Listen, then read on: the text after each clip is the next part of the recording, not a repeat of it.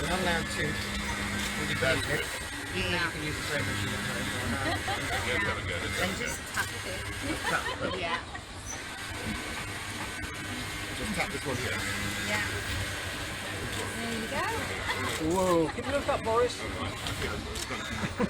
Sorry, there we go.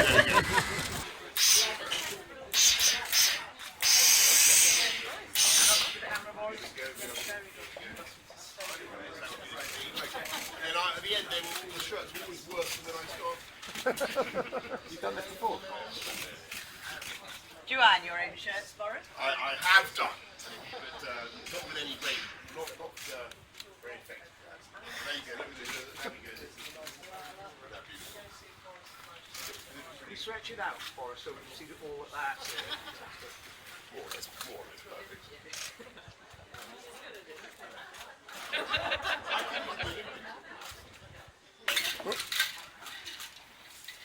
got their pants on fire. No, so stand a bit closer. Come on, you don't have to dummy over something. You're nothing. Yeah, of course, nothing. Nothing can go wrong. No, come on. Nothing can go wrong. Brilliant.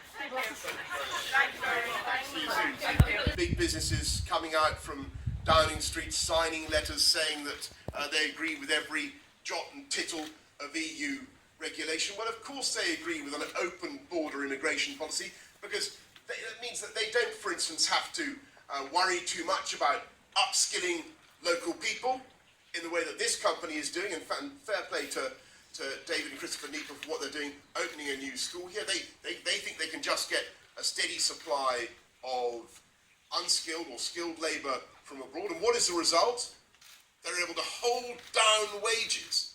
They're able to hold down wages for British people, whilst of course themselves taking more and more. You look at what's happened to top people's pay over the last few years. It's massively increased while real wages have been kept down, and that is one of the consequences of uncontrolled immigration. They tell us how powerful our vacuum cleaners have got to be. They tell us how long you have to take to brown your toast with a toaster, and they say we can't have too many bananas in a bunch, and you can't have abnormal curvature on a banana, all that kind of thing. It adds up. It adds up, and it adds to the costs of UK business. When you look at the EU now, it reminds me, it makes me think of, as I've just been walking around this wonderful factory, it makes me think of some badly designed undergarment that has now become too tight in some places, far too tight, far too constrictive, and dangerously loose in other places. Is that what is that the kind of undergarment we make here at David Neeper? Absolutely not.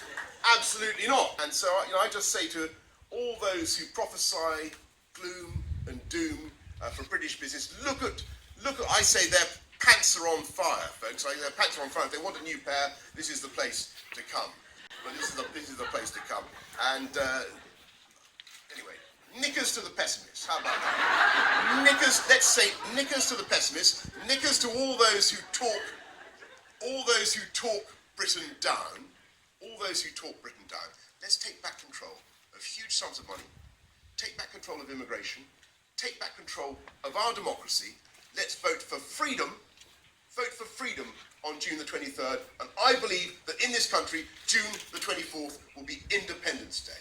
Thank you very much, everybody, for listening this morning. Thank you this afternoon. Thank you very much. Sky News.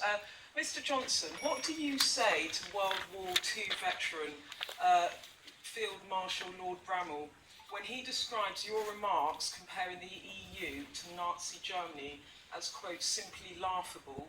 Do you regret invoking Hitler to make your case? Of course, the EU it's a peaceful organisation. Everybody understands that. But it is operating by stealth and taking away the powers and prerogatives of the people of this country.